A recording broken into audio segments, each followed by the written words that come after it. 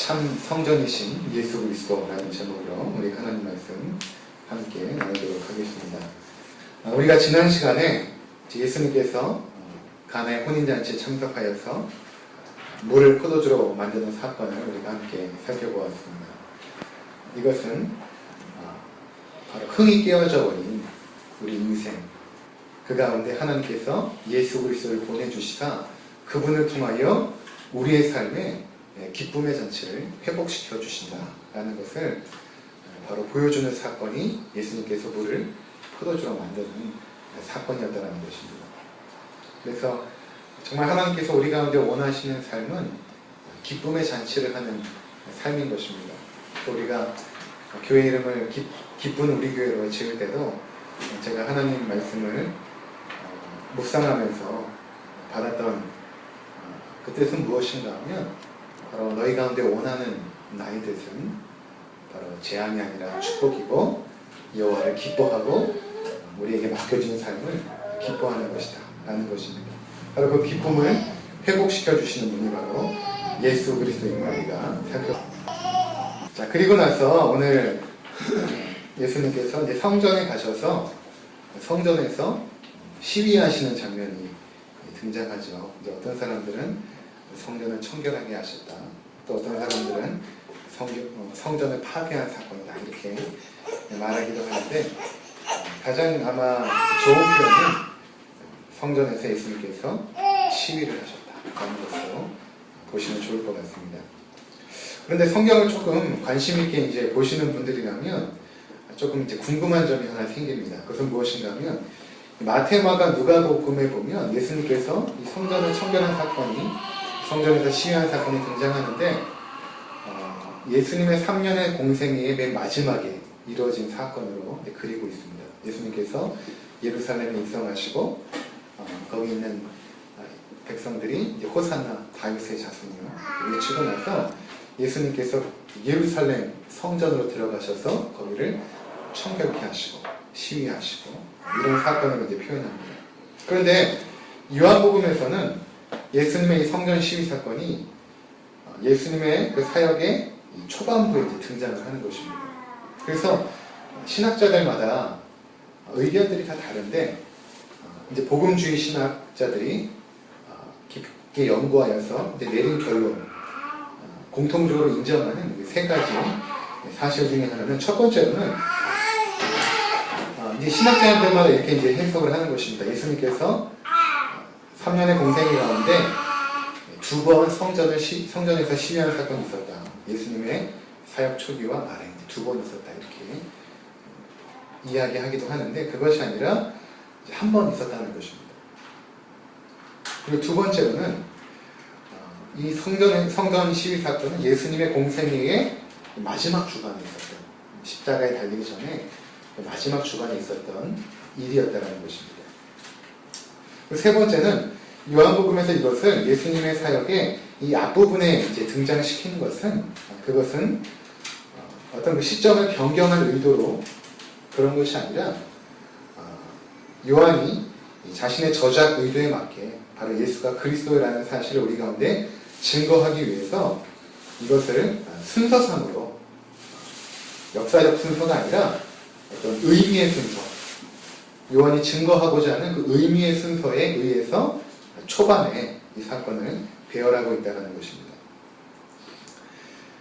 이렇게 먼저 우리가 알고 나서 이제 이 사건을 들어가 보도록 하겠습니다. 먼저 오늘 본문에 보니까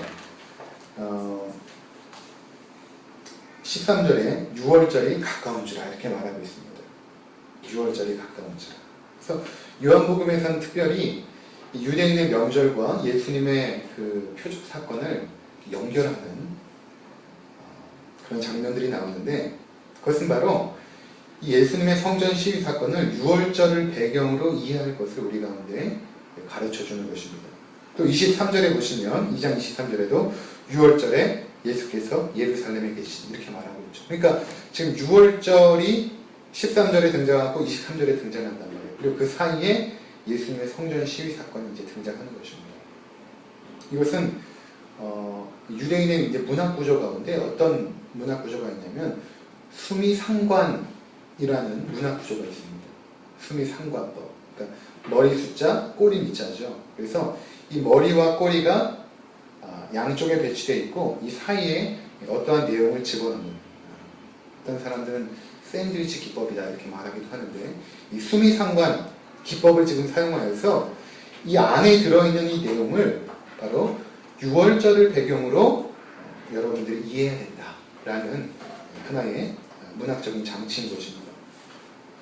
그래서 예수님께서 성전에서 산을 둘러엎으시고 거기는 동물을 내어 쫓으시고 이 성전을 헐락했던 이 사건은 우리가 잘 아는 것처럼 6월절, 구약의 이스라엘 백성들이 출애굽할 때에 마지막에 이제 하나님께서 애굽에 있는 모든 장자를 죽이지 않습니까?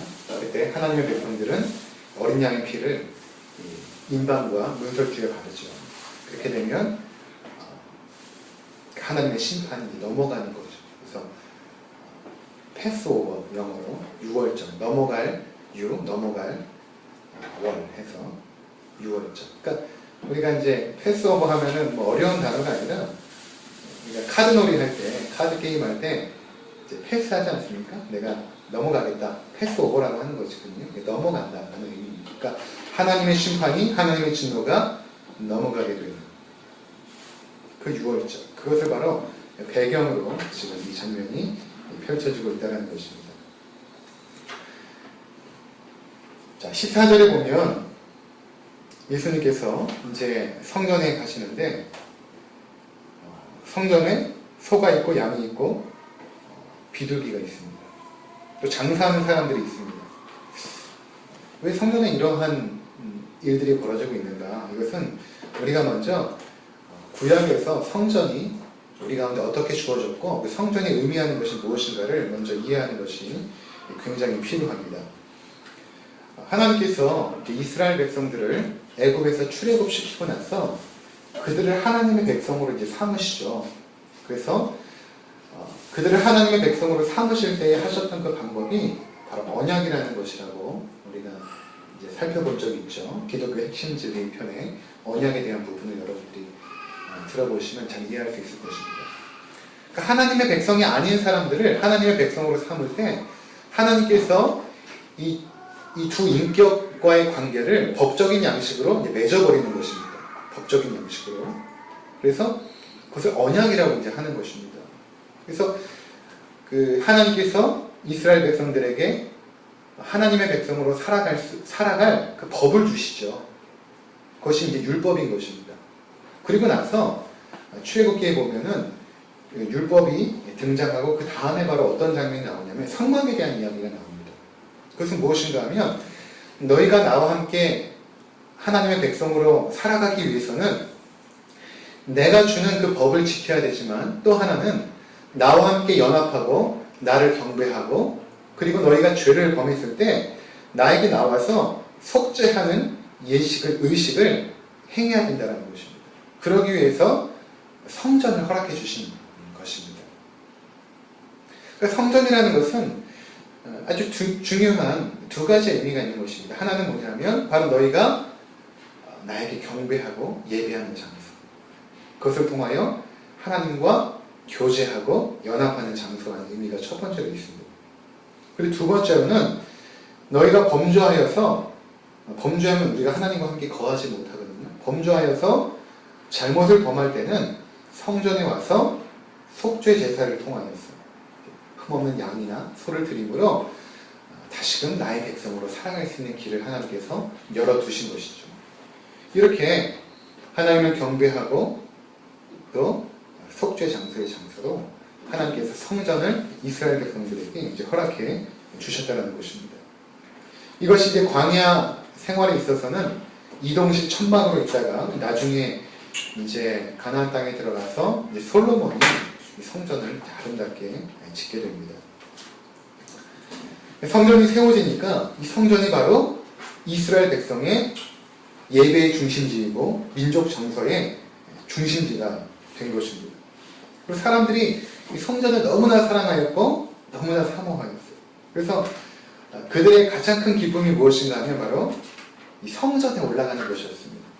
성전에서 하나님을 예배하고 제사하는 것. 이것이 하나님의 백성들의 가장 큰 기쁨이 되었던 것입니다. 그래서 우리가 이제 오늘 예배를 시작할 때 시편 100편을 읽었지만 시편 100편을 넘어가서 120편부터 150편까지는 어떤 내용이냐면 바로 이스라엘 백성들이 그 성전에 올라가면서 불렀던 그 기쁨의 찬송의 노래들을 담고 있죠. 그래서 시편 122편 1절에 보면 그들이 이렇게 성전에 올라가며 찬양을 하는데 사람이 내게 말하기를 여호와의 집에 올라가자 할 때에 내가 기뻐하였도다. 여호와의 집에 올라가는 것이 그들에게 가장 큰 기쁨. 그것은 바로 하나님의 임재 가운데 거하는 것이고 하나님을 경외하는 것이고 그분과 연합하는 것이기 때문에 너무나 기뻐했다는 것입니다. 시편 84편 10절에 보면 이렇게 말합니다. 주의 궁정에서의 한 날이 다른 곳에서의 첫날보다 나은즉 악인의 장막에 사는 것보다 내 하나님의 성전 문지기로 있는 것이 좋사옵니다.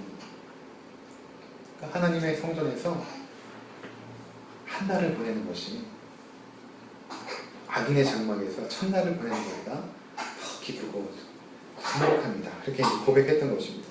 그런데 이 솔로몬 성전이 하나님의 임재요 또 속죄 장소였던 그 정말 하나님의 백성들이 사모했던 그 성전이 주전 586년에 이스라엘이 바벨론에 의해서 멸망당하면서 이제 함께 이제 파괴되어집니다. 그러니까 하나님의 임재의 장소가 이제 파괴되어진 거예요. 이스라엘 백성들의 그 종교의 중심, 민족 정서의 중심지가 파괴된 것입니다. 이것은 그들에게 있어서 정말로 절망적인 사건이었습니다. 왜냐하면 하나님의 임재가 떠나갔다. 이제 하나님이 우리와 함께 계시지 않는다라는 것을 의미했기 때문입니다. 그래서 그들이 예전에는 성전을 향하여서 찬양을 부르고 기쁨의 노래를 불렀다면 이제는 그 노래가 비탄의 애가가 되어집니다. 그래서 시편 137편 1절에 보면 그들이 이렇게 노래를 합니다. 우리가 바벨론의 여러 강변 거기에 앉아서 시온을 기억하며 울어도다. 그러니까 바벨론의 이제 포로가 된 거예요. 그래서 바벨론의 그 강변에 앉아서 자신들이 옛날에 그 시온 그 성전에서 예배했던 것을 추억하면서 그들이 울었다라고 말하고 있습니다. 이렇게 성전이 파괴되고 하나님의 임재가 그 떠난 이스라엘 백성들에게 있어서 더 이상의 소망도 없고 희망도 없었습니다. 그런데 하나님께서 특별히 은혜를 또 베풀어 주십니다. 그래서 바벨론 왕 고레스 때에 그 고레스의 왕의 마음을 움직여서 성전을 재건하게 합니다. 그것이 이제 에스라서에 이제 등장을 하죠. 그래서 그 이제 스룹바벨 성전이라고 하는데 스룹바벨에 의해서 이 성전이 이렇게 지어집니다. 그래서 그들이 성전의 기초가 놓일 때 얼마나 기뻐했으면 대성통곡을 하고 울고 제사장들은 함성을 지르고 백성들도 함성을 지르고 너무나 기뻐했던 내용들이 이제 에스라 3장에 등장을 합니다. 그러니까 성전이 다시 스룹바벨에 의해서 재건된다는 것은 어떤 의미가 있냐면 이제 하나님의 임재가 우리 가운데 다시 찾아오는구나. 우리를 하나님께서 다시금 돌보아 주시는구나. 우리를 인도해 주시는구나 라는 사실을 그들이 확신하게 되었던 것이죠. 이렇게 성전은 이스라엘 민족에 있어서 율법과 함께 굉장히 중요했던 생명만큼 소중하게 여겼던 그러한 것이었습니다. 그래서 그들이 거룩한 하나님의 백성으로 살아가기 위해서는 이 두 가지 율법과 성전을 생명처럼 붙잡고 살아갔던 것입니다. 근데 오늘 본문에 보니까 이 거룩해야 될 이 성전이 굉장히 혼잡하죠. 거기에 장사꾼들이 있고 돈이 오가고 있고 짐승의 울음소리가 울려 퍼지고 있습니다. 그러니까 지금 이 성전은 어떤 성전인가 하면 이 스룹바벨에 의해서 지어졌던 성전도 로마에 의해서 주전 64년에서 63년경에 이제 파괴가 돼요. 또 파괴가 됩니다. 그런데 이제 헤롯 대왕이라고 하는데 대왕은 아니지만 헤롯 왕이죠. 보통 문헌에 보면 헤롯 대왕 이렇게 말하는데 헤롯 왕은 사실은 뭐 대단한 왕은 아닙니다. 로마의 분봉왕이었는데, 그러니까 어떻게 보시면 되냐면 구청장 정도 되는 그 정도의 이제 인물이었던 거예요. 근데 구청장 정도 돼도 어떤 큰 사업들을 성과를 이뤄내지 않습니까? 그러니까 헤롯이 이 유대인들의 마음을 얻기 위해서 이제 그 파괴됐던 성전을 재건합니다. 헤롯 성전이라고 합니다. 그러니까 예수님 당시에 그 성전은 헤롯이 재건한 그 성전이에요.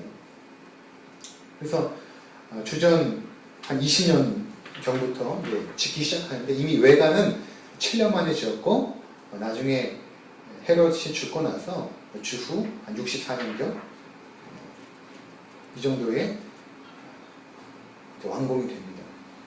그 과정 가운데 지금 예수님께서 그 헤롯 성전에 지금 들어가신 것이죠. 그런데 그 당시 문헌을 보면 이 6월절 때에 보통 사람들이 얼마나 이곳에 운집했냐면 남자만 13만 명, 보통 때는 이제 3만 명, 4만 명 정도 있었던 이 도시에 6월절이 되면 13만 명이 이제 남자만, 그러니까 여자와 어린아이까지 하면 100만 정도가 이제 모인 것입니다. 그러니까 굉장히 이제 혼잡하다라고 이제 보시면 돼요. 그 예루살렘 성전 안에. 이제 어느 정도 크기였냐면 이 성전이 이제 중앙에 있고 그 성전을 중심으로 해서 이제 큰 뜰이 이렇게 사방으로 그 뜰이 있습니다. 사방으로 큰 뜰 안에 이 안에 이제 성전이 이렇게 있게 되는데 가로가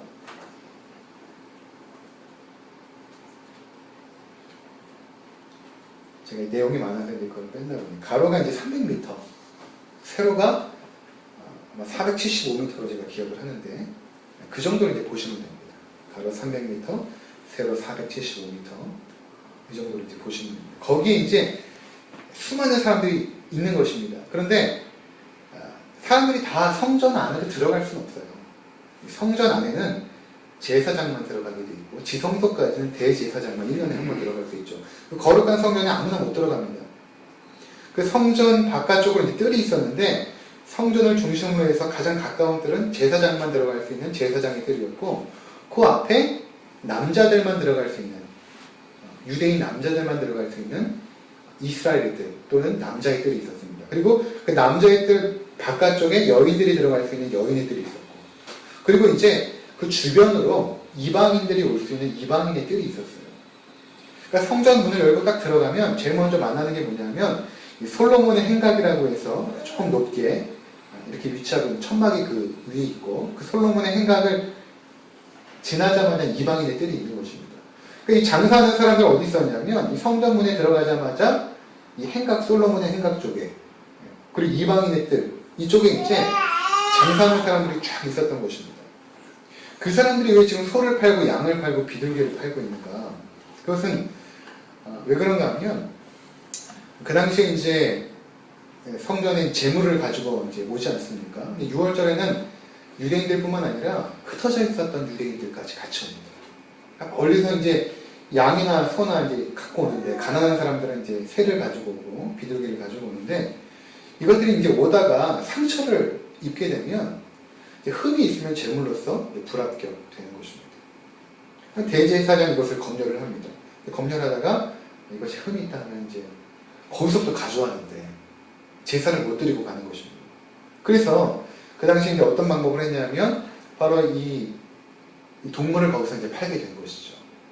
그래서 이제 그 동물들은 다 대제사장이 이제 허가한 흠 없는 그런 동물이었던 것입니다. 그런데 이 성전 안에서 이루어지는 이 동물을 판매하는 것 뿐만 아니라 이 성전에 들어갈 때도 또 돈을 내요. 반세겔을 내는데 이 반세겔이 어느 정도냐면 노동자가 이틀을 벌어서 내는 그 돈이 반세겔이에요. 그것을 이제 환전을 해야 됩니다. 그 당시에 쓰던 화폐가 로마에서 쓰던 화폐였기 때문에 그 로마 황제가 들어있지 않습니까? 얼굴이. 그러니까 그것을 성전세로 내지 못하고 이것을 성전 앞에 있는 환전소에서 돈을 바꿉니다. 그 당시에 어느 정도 이 그 환칙이라고 하나요? 그 환율을 조작해가지고 16배까지 그렇게 이제 받은 것입니다. 근데 이것을 이제 누가 했냐면 그 당시에 대제사장과 종교인들이 있는 사내들인 공회에서 이것들을 이제 맡았던 것이죠. 그러니까 거룩해야 될 그 성전 안에 불법이 지금 있고 편법이 있고 거기다 지금 장사치들로 들끓고 있는 것입니다. 그러니까 예수님께서 이제 화가 나신 거예요. 들어오자마자 이 모습을 보시고 분노하신 것입니다. 그래서 15절과 16절에 보시면 노끈으로 이제 채찍을 만드시죠. 이 채찍은 어떤 것이냐면 예수님이 이제 고난당하실 때 이제 맞았던 그런 채찍이 아니라 거기 보니까 이제 이렇게 큰 노끈 같은 게 있었겠죠. 그것으로 예수님께서 이제 임시로 만드신 것입니다. 그리고 그것을 가지고 성전에서 소나 양들을 다 내보내시고 거기서 이제 비둘기 파는 사람들도 다 내어 쫓으십니다. 상을 이제 엎으시고 이것을 여기서 가져가라. 굉장히 이제 분노하셨습니다. 내 아버지의 집으로 장사하는 집을 만들지 말라. 이렇게 이제 말씀하신 것입니다. 예수님의 모습이 얼마나 그 분노에 찼으면 아무도 그것을 제지하지 못해요. 그 모습이 그 분노의 모습 가운데 하나님의 그 거룩함이 아마 담겨져 있었을 것입니다.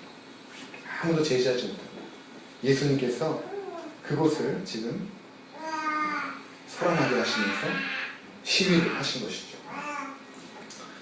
예수님께서 이제 분노하셨습니다. 우리가 예수님 생각하면 늘 온화하고 사랑이 많고 어린아이를 무릎에 안으시고 쓰다듬으시면서 받아주시는 그런 모습을 연상하게 되는데 오늘 본문에서는 그렇지 않죠. 몹시 분노에 찬 모습을 하고 계십니다. 당시 사람들의 눈으로 보면 30세의 한 청년이죠. 그가 채찍을 들고 장사하는 사람을 내어쫓고 짐승을 내어쫓는 모습. 아무도 그를 제지하거나 막아서지 못합니다. 예수님께서 그 어떤 권세를 갖고 계셨기 때문인 것이죠. 근데 우리가 이제 간혹 가다가 이 모습을 보면서 예수님도 이렇게 분노하시고 폭력을 쓰셨으니까 때로는 세상의 불의에 맞서서 폭력을 사용해도 괜찮다라고 폭력을 정당화하기도 합니다. 그런데 오늘 본문은 그러한 의도로 보여진 그 예수님의 행동이 아닙니다. 우리가 하는 분노는 사실은 예수님의 분노하는 관점이 다르죠.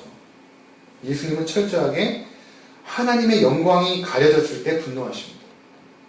근데 우리는 우리의 자존심이 상하면 분노하죠. 예수님은 그렇지 않았어요. 예수님은 자기 자신의 자존심이나 자기 자신의 유익과 또 자기 자신이 어떠한 핍박을 받는 것에 대해서는 전혀 대항하지 않으세요. 침뱉음을 당하시고 조롱을 당하시고 멸시를 당하시고 그런데 하나님의 영광이 가려진 것에 대해서는 분노하셨어요. 그러니까 우리의 분노와는 결국 차원이 다르다는 것이고 예수님의 이러한 분노를 우리는 거룩한 분노라고 말할 수 있을 것입니다. 자, 그래서 우리도 마찬가지로 만약에 우리가 분노하게 된다면 하나님의 영광이 가려진 것에 대해서 분노할 줄 알아야 됩니다. 우리가 부모님 욕하는 것에 대해서 참지 못하는 것처럼 우리가 사랑하고 존경하는 경배하는 그 하나님의 영광이 가려진 것에 대해서 예수님이 분노한 것처럼 우리도 때로는 그런 거룩한 분노가 우리 안에 필요하다는 것입니다. 그러면서 예수님께서는 내 아버지 집으로 장사하는 집을 만들지 말라 이렇게 말하십니다. 내 아버지 집으로 장사하는 집을 만들지 말라. 이것은 당시의 그 종교 지도자들에게 굉장히 거슬리는 발언이었어요. 왜냐하면 성전을 내 아버지의 집이다 이렇게 지금 말하고 있거든요. 이것은 누가 뭐래도 신성모독이었습니다. 하나님을 감히 자기 아버지라고 부른 것입니다.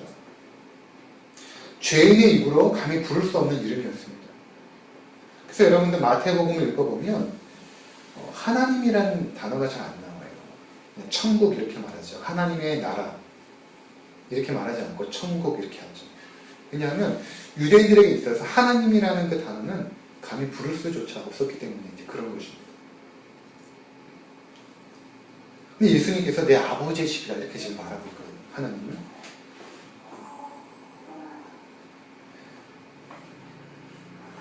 자, 그래서 건강복음서에 보면 예수님께서 십자가형을 받으실 때에 그 고소받은 이유 중에 가장 대표적인 것이 무엇인가 하면 바로 신성모독이었습니다.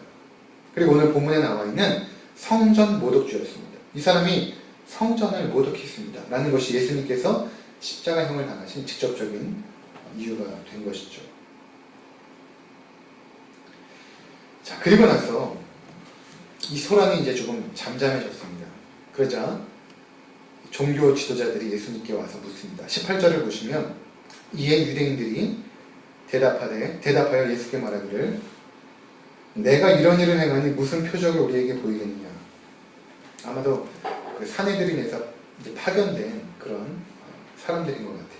내가 지금 도대체 무슨 표적을 보이겠느냐 이렇게 말하고 있거든요. 우리가 이 장면을 생각할 때에 어떻게 생각해야 되냐면 예수님의 이러한 그 소란이 성전 전체에서 일어났다 이렇게 생각하시면 안 됩니다. 이 당시에 보통 6월절에는 로마 군인이 500명 정도가 파견이 돼요. 행해나 있을 그 사건에 대비하기 위해서. 그러니까 이러한 소란이 발생됐을 때 바로 로마 군인들이 이제 와야 되거든요. 근데 로마 군인들이 오지 않고 이제 사내들인에서 파견된 지도자들이 이렇게 오거든요. 그러니까 예수님께서 그 성전 전체를 막 시끄럽게 막 돌아다니면서 하신 것이 아니라 한 귀퉁이에서 어떠한 행동을 하신 것입니다. 그리고 이 행동을 했던 이유는 이제 제가 이제 설명을 드릴 것입니다. 예수님께서 이런 행동을 보여주신 이유가 있습니다. 그것은 무엇인가 하면 이러한 예수님의 행동은 구약에서 선지자들이 했던 그런 행동과 유사했기 때문에 그렇습니다. 구약에 보면 선지자들은 하나님의 어떤 메시지를 전달하기 위해서 상징적인 행동을 할 때가 있습니다. 예를 들어서 이사야는 벌거벗고 돌아다녔습니다. 예레미야 선지자는 단지를 깨뜨리는 하나님의 심판을 표현하기 위해서 그런 행동을 했죠. 또 에스겔은 벽돌을 쌓는 일과 320일과 40일 동안 좌우로 누워서 이스라엘의 속죄를 담당하는 그런 행동을 했습니다. 또 어떤 때는 인분, 사람의 똥이죠. 그것으로 떡을 만들어서 먹는 그런 행동을 했어요. 이것을 통해서 하나님의 메시지를 무언가 행동을 통하여 상징적으로 전달하는 역할을 했던 것이죠. 그러니까 예수님께서도 마찬가지로 오늘 성전에서 6월절에 이렇게 행동하시는 것은 소란케 하고 거기서 시위하신 장면은 뭔가 선지자적인 행동이었다는 것입니다. 그러니까 이제 유대인들이 온 것입니다. 그래서 정말 이 사람이 선지자적인 행동을 하였고 하나님이 보낸 사람인지를 지금 확인하려고 온 것이에요. 그래서 이제 이렇게 물은 것입니다. 내가 무슨 표적을 보이겠느냐. 선지자적인 행동을 했다면 그런 표적을 네가 가지고 있느냐. 왜냐하면 구약에 보면 선지자들은 신명기 말씀을 통해서 반드시 하나님께서 보냄을 받은 사람이라는 증거를 가지고 있어야 됩니다. 그것이 없으면 그 사람이 아무리 놀라운 이적을 행하거나 아니면 어떤 신비적인 일을 하여도 믿지 마라. 이렇게 신명기 18장 20절에서 22절, 신명기 13장 1절에서 5절에 이렇게 지금 언급하고 있거든요. 그러니까 네가 정말로 선지자적인 행동을 한 그 합당한 이유가 있냐? 그 증거를 보여달라라는 것이 지금 그들의 질문인 것입니다. 이 질문에 대해서 예수님께서 이렇게 대답하십니다. 19절에 보면 이 성전을 홀라 내가 사흘 동안에 일으키리라 이렇게 말씀하십니다. 그 당시에 표적을 요구하는 그 유대인들에게 예수님께서 내가 성전을 헐라 내가 3일 동안에 일으키겠다 라는 말이 그들은 이해가 되지 않는 것이죠. 성전을 헐 수도 없을 뿐만 아니라 말이 안 되는 거 아니겠습니까? 거기 옆에 있었던 제자들도 이 이야기를 들었습니다. 그런데 그들도 이 말을 이해하지 못해요. 도대체 예수님께서 왜 저런 말씀을 하시는가? 그런데 지금 대부분의 사람들이 예수님의 제자들까지도 이해했던 것은 무엇인가 하면 지금 눈에 보이는 그 헤롯 성전을 생각한 것입니다. 그런데 예수님께서는 성전을 헐라라고 얘기했을 때는 그 성전 되신 예수님 자신을 지금 말씀하고 있는 것입니다. 그래서 21절과 22절에 보시면 예수는 성전된 자기 육체를 가리켜 말씀하신 것이다. 죽은 자 가운데서 살아나신 후에야 제자들에게 말씀하신 것을 기억하고 성경과 예수께서 하신 말씀을 믿었더라. 이렇게 지금 말하고 있습니다. 그러니까 지금 이 글을 쓰고 있는 요한도 그 당시에 이 장면을 목격했는데 이해하지 못했다는 것입니다. 그런데 예수님께서 죽으시고 부활하고 나서 그 부활의 예수님을 만나고 또 예수님께서 승천하시고 하늘로 올라가시죠. 그리고 성령님을 보내주십니다. 그리고 그들이 성령님 안에 거하게 되면서 사도 요한뿐만 아니라 그곳에 있었던 제자들이 깨닫게 된 것입니다. 그것은 무엇인가 하면 바로 이 성전을 헐라 내가 사흘 만에 일으키겠다라는 것은 바로 예수님께서 죽으시고 나서 부활하실 것이다 라는 것을 바로 의미하고 그 진짜 성전, 참 성전은 바로 예수님이셨구나 라는 것을 그들이 깨닫게 된 것입니다. 그래서 지금 제가 이렇게 말씀드리면 이 의미가 잘 와닿지 않을 것입니다. 그래서 예수님이 참 성전이다 라는 것이 어떤 의미인지 우리가 마지막으로 살펴보고 마치도록 하겠습니다. 지금 오늘 본문에 나타난 이 사건은 결국 어떤 사건인가 하면 6월절 배경하에서 예수님께서 성전에 들어오셨죠. 그리고 나서 성전에서 시위하셨습니다. 내 아버지 집을 장사하는 식으로 만들지 말라. 이렇게 지금 말씀하신 것입니다. 그런데 내 아버지의 집을 장사하는 식으로 만들지 말라 했을 때에 그들은 구약 성경의 한 선지자의 글을 떠올렸을 것입니다. 그것은 무엇인가 하면 스가랴서 14장 21절입니다. 스가랴 14장 21절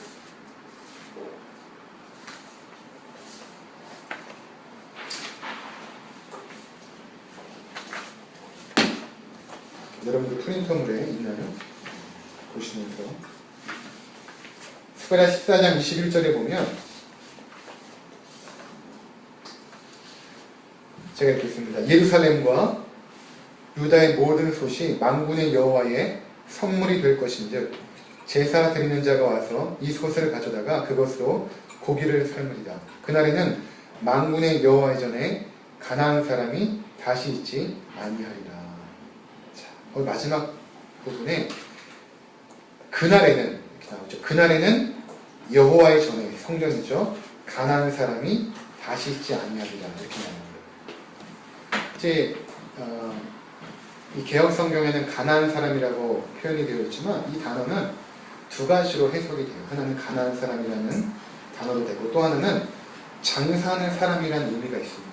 그래서 표준 세번역 성경을 보면 이 부분을 장사하는 사람이라고 표현하고 있습니다. 그러니까 그날이 되면 성전에는 장사하는 사람이 다시 있지 아니하리라 이렇게 말한 것입니다. 이 그날이라는 것과 성전이라는 것 그리고 장사하는 사람이 다시 있지 않겠다 라는 이 스가랴서의 말씀이 오늘 본문의 배경이 되고 있는 것입니다. 이 장사하는 사람을 예수님께서 다 내어 쫓으시죠. 성전에서. 이날이 바로 그날이라는 것입니다. 잘 모르겠죠. 그렇죠? 더 한번 보도록 하겠습니다.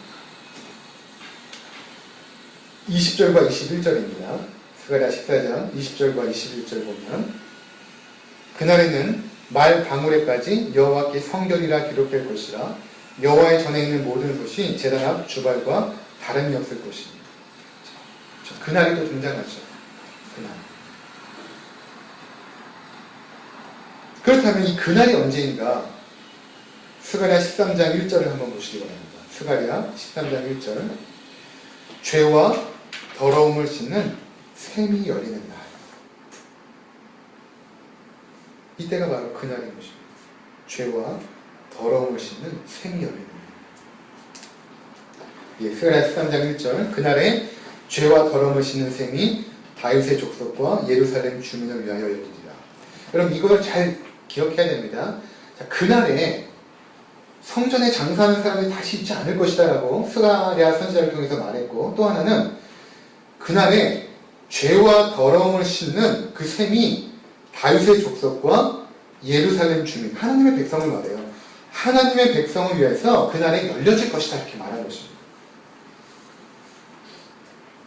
자, 그리고 나서 오늘 본문이 등장을 하는 것이죠. 이것이 말씀의 배경이 되는 것입니다. 자, 그렇다면 바로 오늘 본문은 스가랴서에서 예언된 그날이 성취된다는 것입니다. 그날이 성취된 것입니다. 장사하는 사람들이 나가버린 것입니다. 그런데 예수님께서 이 성전을 헐라 내가 사흘 만에 일으키리라 이렇게 말씀하시죠. 그러면서 21절에 그러나 예수는 성전된 자기 육체를 가리켜 말씀하신 것이죠. 이렇게 말씀하십니다. 그러니까 그동안 구약에서 하나님께서 하나님의 임재와 하나님과 연합하고 하나님을 경배하고 하나님을 만나는 장소, 그리고 그 안에서 하나님 앞에 속죄 제사를 드렸던 그 성전, 그 눈에 보이는 장소로서의 그 성전, 그곳에 지금 예수님께서 오신 것입니다. 그런데 이 하나님께서 구약에 주셨던 이 모든 것들은 사실은 무엇이었냐면 앞으로 오게 될 참 성전이신 예수 그리스도를 예표하고 노연한 것입니다. 이 구약의 이 모든 것들은 사실은 예수 그리스도가 오시면서 사실은 파괴되어지고 사라져야 되는 것입니다. 왜냐하면 그 모든 것들이 이미 성취가 되어졌기 때문에.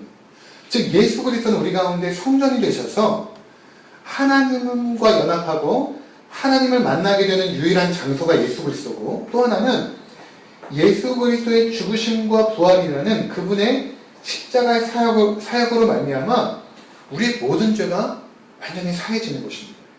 그러니까 성전이 맡았던 그 두 가지의 역할, 하나님과 연합하고 예배하고 또 속죄하는 그 역할들은 이제 예수 그리스도의 죽으심과 부활을 통하여 다 끝나버린 것입니다. 그러니까 이제 여러분 성전은 없어요. 성전은 없어요. 우리가 성전이죠. 그렇죠? 예수님의 거하시는 우리가 성전인데 그 전에 그 의미는 이제 나중에 발전된 것이고, 오늘 본문에서까지 우리가 살펴보게 된 것은 무엇이냐면 그 모형으로 있던 그 성전에 진짜 성전이 오신 것입니다. 진짜 성전이 오시니까 모형으로 있던 성전이 이제 물러가 버린 것입니다. 그리고 그날이 되어진 것입니다. 그날이 어떤 날인가? 장사하는 사람들이 다시 있지 않죠. 그리고 죄와 더러움을 씻는 셈이 열리게 됩니다. 왜 그런가? 6월절을 배경으로 이해해야 된다고 말씀하셨죠. 이 사건은 너희가 성전을 헐라 내가 사흘 만에 일으키리라는 것은 결국에 무엇인가 하면 예수님의 죽으심과 부활을 의미하는 것입니다. 그 예수님의 죽으심과 부활로 말미암아 우리 가운데 주어진 게 뭐냐면 죄와 더러움을 씻는 셈이 열려져 버린 것입니다. 그래서 예수님이 십자가에 못 박혀 죽으실 때에 보통 마테마가 누가는 그 로마의 군인이 참으로 예수님의 옆구리를 찌르지 않습니까? 찌를 때 피가 나오죠. 근데 요한은 뭐라고 설명을 하는가 하면 보시면 그중 한 군인이 창으로 옆구리를 찌르니 곧 피와 물이 나오더라. 특별히 이 사도 요한은 물에 대한 그 이미지들, 그 물의 의미들을 굉장히 중요하게 여깁니다. 죄와 더러움을 씻는 셈이 열렸다는 것입니다. 예수님의 십자가의 죽음으로 말미암아 그 옆구리에서 나온 그 피와 물이 바로 우리의 허물과 죄를 씻는 그 셈이 열려진 그 사건이라는 것입니다. 그래서 여러분들 구약에 보면 이 성전과 이 물의 이미지가 어떻게 흘러가는가, 앞장에 보시면 에스겔서 47장 1절과 12절에 보면 에스겔이 지금 어떤 환상을 보냐면 1절에 보니까 성전 문에 이르시니 성전 앞면이 동쪽을 향하였는데 그 문지방 밑에서 물이 나와 동쪽으로 흐르다가 성전 오른쪽 제단 남쪽으로 흘러내리더라. 지금 성전에서 지금 물이 막 흘러가는 거예요. 물이 막 흘러가는데 자, 3절에 보니까 그 사람이 손에 줄을 잡고 동쪽으로 나가며 천척을 측량한 후에 내게 그 물을 건너게 하시니 물이 발목에 차오르고, 또 천척을 측량하니까 4절에 물이 허리에 오르고, 5절에 또 천척을 측량하니까 내가 건너지 못할 강처럼 됩니다. 지금 성전에서 흘러나온 물이 내가 헤엄칠 만한 그 강수처럼 지금 흘러가고 있는 거예요. 엄청나게 성전에서 흘러나온 물이 흘러가서 어디로 가는가? 자, 8절에 그가 내게 이르시되 이 물이 동쪽으로 향하여 흘러 아라바로 내려가서 바다에 이르니 이 흘러내리는 물로 그 바다의 물이 되살아나리라. 여러분, 성경에서 이 바다는 저주와 심판의 바다예요. 그 저주와 심판의 바다에 이 물이 흘러갔죠. 살아납니다. 9절에 이 강물이 흐르는 곳마다 번성하는 모든 생물이 살고 또 고기가 심히 많으리니 이 물이 흘러 들어가므로 바닷물이 되살아나겠고 이 강이 이르는 각지의 모든 것이 살 것입니다. 그러니까 에스겔 선지자를 통하여 이 성전에서 흘러나오는 물이 모든 죽어져 있는 것들을 되살아나게 해요. 스가랴서에서는 죄와 더러움을 씻는 샘이 열려진 그날. 그 물의 이미지가 이렇게 지금 흘러가고 있는 것입니다. 그래서 예수님께서 수가성에 있는 사마리아 여인을 만나실 때 이렇게 말씀하세요. 5번에 보시면 예수께서 대답하여 이르시되 이 물을 마시는 자마다 다시 목마르려니와 내가 주는 물을 마시는 자는 영원히 목마르지 아니하리니 내가 주는 물은 그 속에서 영생하도록 솟아나는 샘물이 되리라. 이렇게 말씀하십니다. 예수님께서는 우리에게 허락할 구원을 바로 생명의 샘물, 영생수 이렇게 지금 표현하고 있는 거죠. 이것이 어떻게 지금 흘러나오는 것입니까? 예수 그리스도의 죽으심과 부활을 통하여 우리 가운데 차고 넘치게 지금 흘러온 것입니다. 그래서 우리가 살아난 거예요. 우리 영혼이. 그러한 그림을 지금 우리 가운데 설명하고 있는 것입니다. 나중에 이 사도 요한이 반모섬에 이제 유배되죠. 그때 하나님께서 나중에 될 일을 보여주세요. 환상으로 보여주시는데 요한계시록 21장에 보면 새하늘과 새 땅에 대한 환상이 나오는데 거기에 하늘로부터 하나님의 백성들이 내려옵니다. 이 땅으로 내려오는데 새 예루살렘이라고 말하고 있죠. 새 예루살렘께 내려옵니다.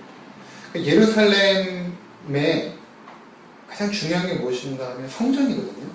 예루살렘이 중요한 의미는 그곳에 하나님의 임재가 임하는 성전이 있기 때문에 중요한 도시죠. 그래서 요한이 성전을 이제 찾아다닙니다. 성전을 찾아다니는데 새 예루살렘에 성전이 없는 거예요.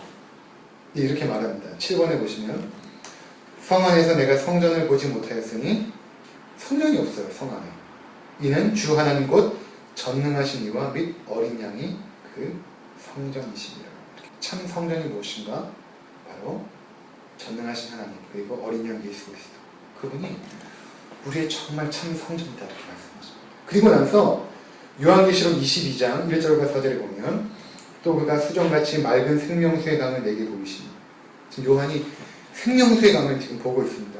너무나 맑은 수정같이 맑은 보이니 하나님과 및 어린 양의 보좌로부터 나와서 이 생명수의 강이 어디서부터 흘러나옵니까?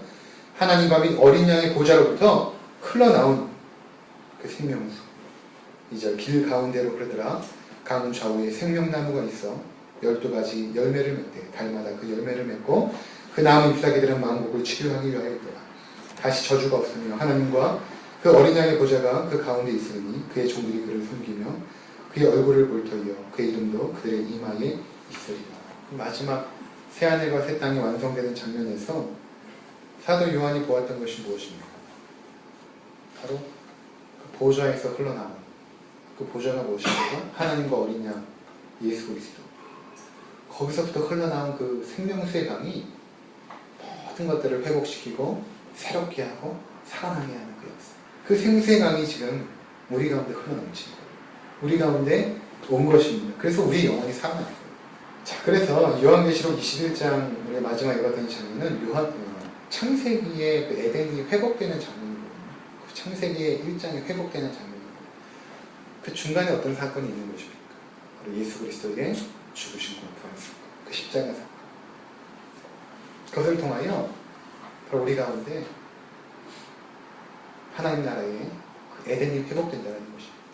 예수님의 죽으심과 부활이 우리에게 생명을 가져다 준 것입니다. 바라기는 이곳에 있는 우리 모든 성도님들께서 예수님께서 부활하시고 예수님께서 죽으시고 부활하심으로 우리 가운데 흘러주신 그 영원한 그 생명수, 거기에 우리의 가난 심령을 적셔야 되는 것입니다. 예수님 안에 생명이 있고, 예수님 안에 치유가 있고, 예수님 안에 회복이 있고, 예수님 안에 풍성함이 있는 것입니다. 그 성전 되신 예수 그리스도, 그분의 그 생명수가 바로 우리의 모든 삶을 새롭게 하시기를 주님의 이름으로 축원드립니다.